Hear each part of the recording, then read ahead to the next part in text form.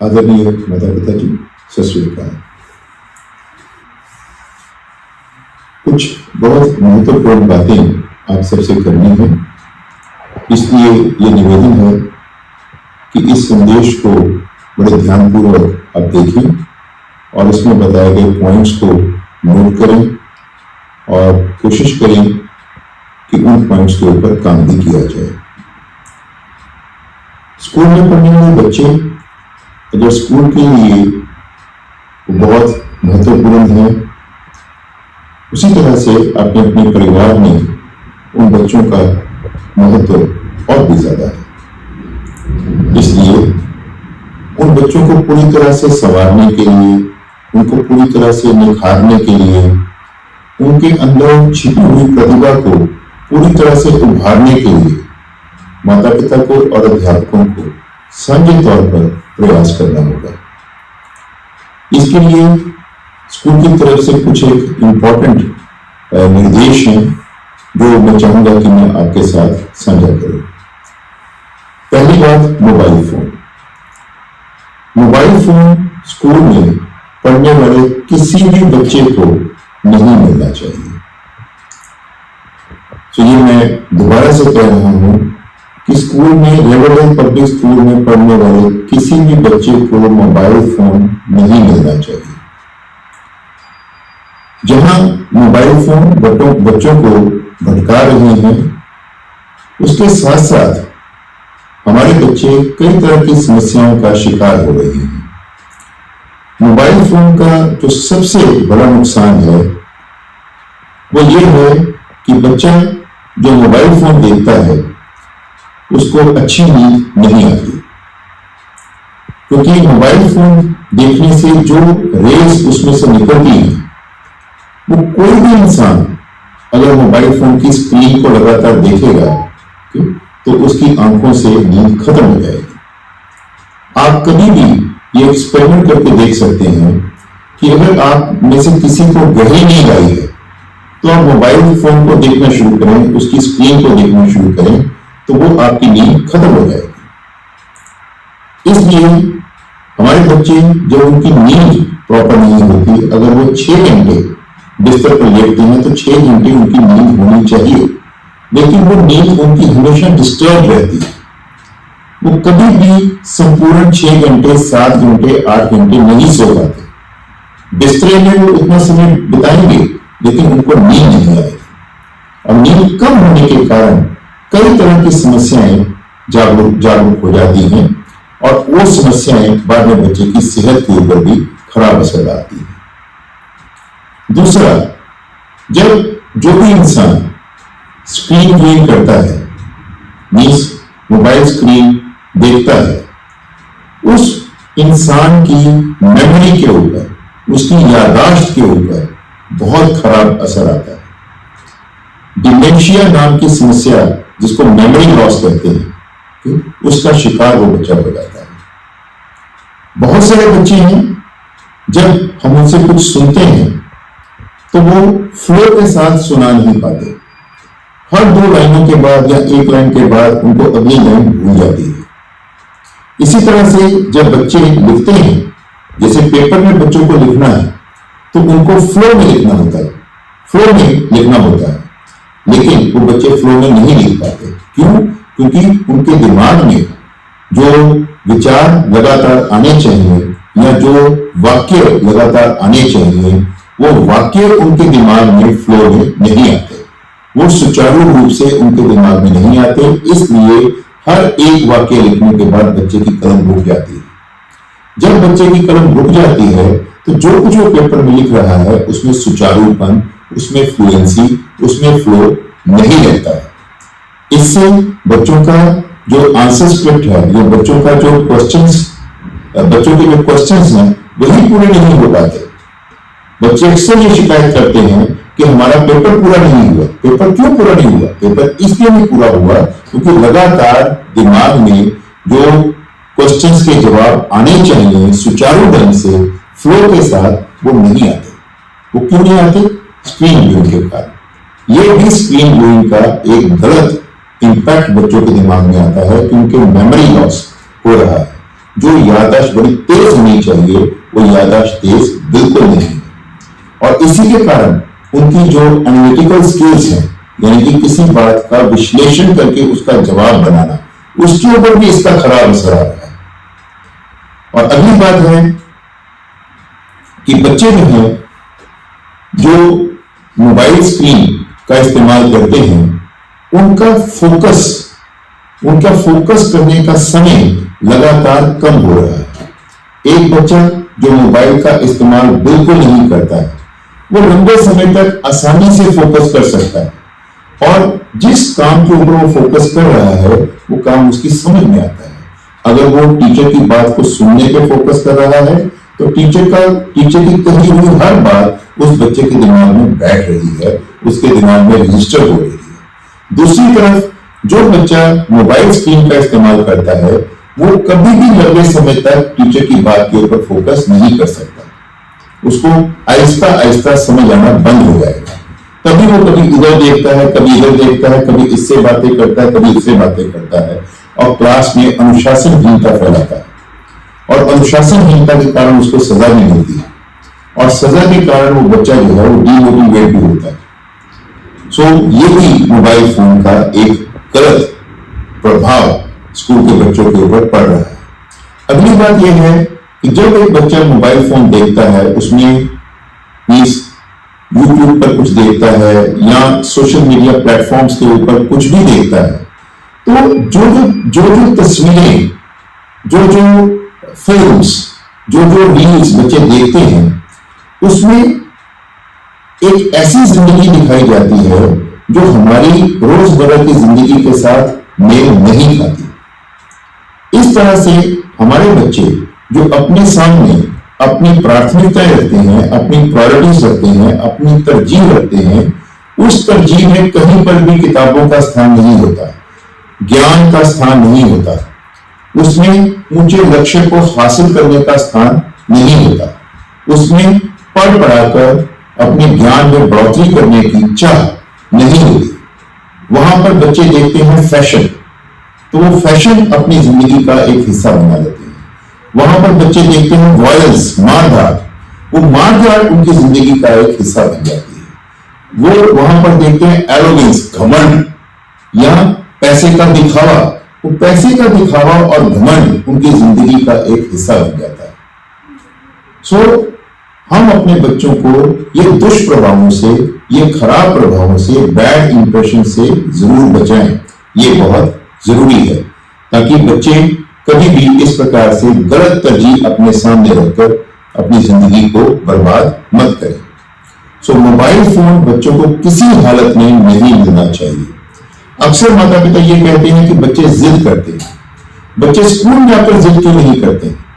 बच्चे स्कूल में आकर जिद इसलिए नहीं करते हैं क्योंकि क्लास में कोई भी अध्यापक क्लास में मोबाइल का इस्तेमाल नहीं करता, यानी कि बच्चों की नजरों के सामने स्कूल में मोबाइल का इस्तेमाल नहीं होता। 6 घंटे 7 घंटे बच्चे मोबाइल की शक्ल भी नहीं देखते हैं।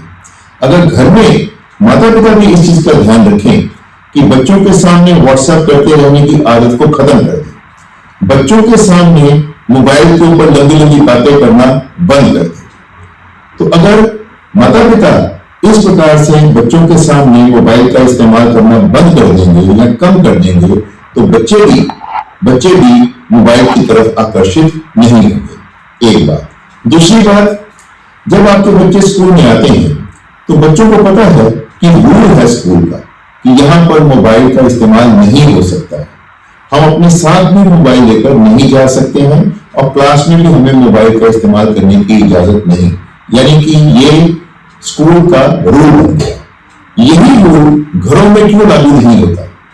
अगर हम 3000 बच्चे के लिए ये रूल सक्सेसफुली इंप्लीमेंट कर सकते हैं तो घर के अंदर अगर एक बच्चा है या 2 बच्चे हैं, उन 2 बच्चों के लिए, 3 बच्चों के लिए हम ये रूल क्यों नहीं बना सकते? तो घर में ये रूल बन जाना चाहिए कि बच्चों को किसी हाल में मोबाइल नहीं मिलेगा, क्योंकि ये उनके लिए बना ही नहीं। बच्चों को इसकी कोई आवश्यकता नहीं। दूसरे स्कूल के बच्चों को अगर होगी तो होगी, मैं उनके बारे में कुछ नहीं कह सकता, लेकिन रेवरडे पब्लिक स्कूल में हमारे बच्चे को मोबाइल फोन की जरूरत कतई नहीं है।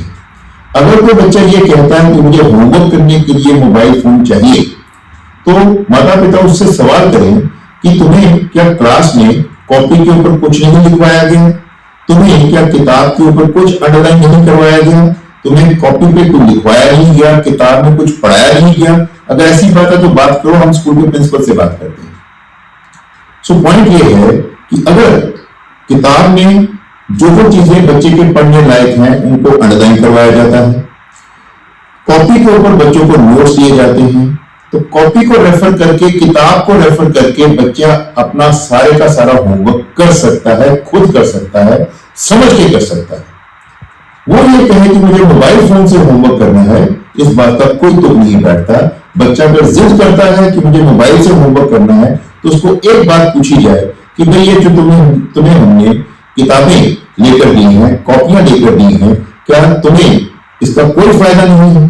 क्या कल से तुम्हारी किताबें, तुम्हारी कॉपियां हम घर पे रख रहे, तुम खाली हाथ स्कूल चले जाया करो, खाली हाथ आ जाया करो, मोबाइल से सारा काम कर लिया करेंगे। तुम लिखकर दे दो कि मैं मोबाइल से सारा काम करके कॉपी किताब को साइड पे करके अच्छे नंबर लेकर 90% नंबर लेकर पास हो जाऊंगा। कोई बच्चा किताबों का इस्तेमाल करने के बगैर, कॉपियों पे दिए गए नोट्स को पढ़ने के बगैर पास नहीं हो सकता।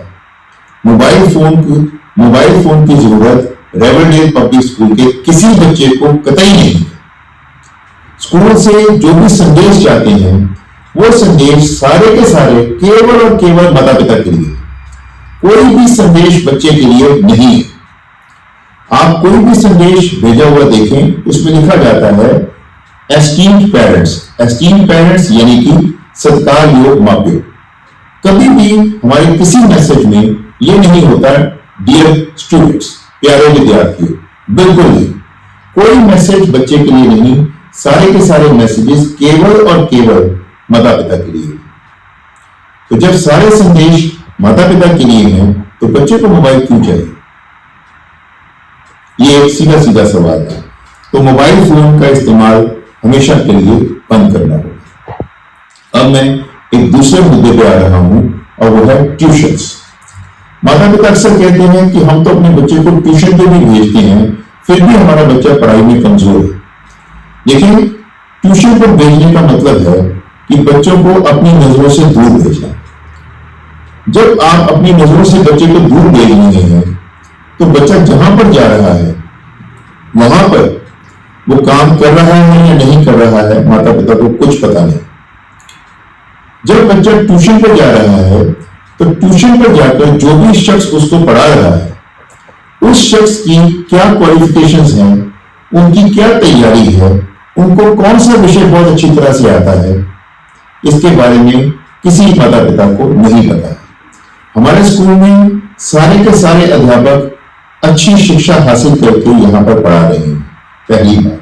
दूसरी बात, उनको जो भी पढ़ाना होता है उसकी वो बाकायदा तैयारी करते हैं, लेसन प्लान बनाते हैं। वो लेसन प्लान प्रिंसिपल के पास आता है, प्रिंसिपल वो लेसन प्लान पढ़ता है, उसमें अगर कोई कमी पेशी हो उसके बारे में वो अपने रिमार्क्स देता है। फिर वो रिमार्क्स टीचर के पास जाते हैं, टीचर उस रिमार्क्स के मुताबिक दोबारा से अपनी तैयारी करता है, फिर वो क्लास में पढ़ाता है। फिर जब वो पढ़ा रहा होता है उसके काम को देखा जाता है, अध्यापक के दिमाग को देखा जाता है। सो अध्यापक के काम को देखा गया, अध्यापक की तैयारी को देखा गया, अध्यापक की पढ़ाई को, अध्यापक की क्वालिफिकेशंस को देखा गया। फिर वो अध्यापक बच्चों को पढ़ाते हैं। जिनके पास आप हमारे बच्चों को ट्यूशन के लिए भेज देते हैं, उनकी ना माता पिता ने क्वालिफिकेशंस देखी है, ना उनकी कोई तैयारी देखी है, ना उनका कोई पढ़ाने का ढंग देखा है, बच्चों को उनके हवाले कर दिया। ये पहली गलती। दूसरी गलती, अगर कोई बच्चे 6वीं क्लास के, 7वीं क्लास के, 8वीं क्लास के ट्यूशन पर जाते हैं, तो उसमें से बहुत सारे बच्चे मोटरसाइकिल लेकर जाते हैं। स्कूल में मोटरसाइकिल की इजाजत नहीं, लेकिन घर में उनको मोटरसाइकिल दे दिया गया। मोटरसाइकिल दे दिया गया या साइकिल पर वो बच्चे गए हैं, तो जहां पर वो पढ़ने जा रहे हैं वहां पर क्या हो रहा है कि बच्चे अंदर जाने से पहले बाहर खड़े होते हैं, एक दूसरे के साथ लंबी गॉसिपिंग करते हैं, समय जाया करते हैं, गप्पे लड़ाते हैं। उसके बाद जब अंदर जाते हैं, क्या पढ़ा क्या नहीं पढ़ा इसके बारे में ना उनको कुछ पता है, ना माता पिता को कुछ पता है, ना मुझे कुछ पता है, ना अध्यापकों को कुछ पता है। उसके बाद वहां से निकलकर जब बच्चे बाहर आते हैं, माता पिता कहते हैं कि 2 घंटे 2.5 घंटे ट्यूशन को पढ़ के आ रहा है। कितना समय उसने पहले अंदर जाने से पहले बाहर जाया किया और कितना समय ट्यूशन सेंटर से होकर बाहर आकर उसने एक दूसरे के साथ गप्पे लड़ाकर जाया किया, किसी को कुछ नहीं पता। बच्चा ट्यूशन पे गया भी या नहीं गया ये भी माता पिता को नहीं पता। सो ट्यूशन पे क्यों भेजा जाए? यह सरासर समय की बर्बादी है। जब बच्चा ट्यूशन से होकर वापस आता है, हमारे पास अधिकार ही नहीं कि हम उसको कहें कि अब वो बच्चा पढ़ाई करे, क्योंकि बच्चा कहता है मैं पहले स्कूल से पढ़ाया हूं, उसके बाद ट्यूशन से पढ़ाया हूं, अब मैं और कितना पढ़े। तो बच्चा नहीं पढ़ेगा। अगर वो ट्यूशन पे नहीं जाता और पढ़ाई नहीं करता तो कम से कम माता पिता को पता है ना कि हमारा बच्चा नहीं पढ़ रहा है। उसके लिए माता पिता उसके ऊपर जोर डालेंगे या स्कूल को जानकारी देंगे। इसलिए ट्यूशन पर बच्चों को कृपा करके बिल्कुल मत भेजें। अगली चीज जो बच्चों को भटका रही है वो है बच्चों के अंदर ये जिज्ञासा कि हमें विदेश चले जाना है। हमें तो पढ़ाई करने की आवश्यकता नहीं। हमारे चाचा जी का बेटा विदेश चला गया था, हमारा बड़ा भाई विदेश चला गया था, हमारे चाचा जी की बेटी विदेश चली गई थी, हमारी बड़ी बहन विदेश चली गई थी, तो हमने भी विदेश चले जाना है। तो इस प्रकार के बच्चे जिनका कोई लक्ष्य नहीं, जिनका कोई गोल नहीं, जिन्होंने कोई अपना ऊंचा मकसद जिंदगी में तय नहीं किया है, वो बच्चे क्यों पढ़ेंगे? आईसीएसई की कठिन पढ़ाई, मुश्किल पढ़ाई, अच्छी पढ़ाई क्यों करेंगे?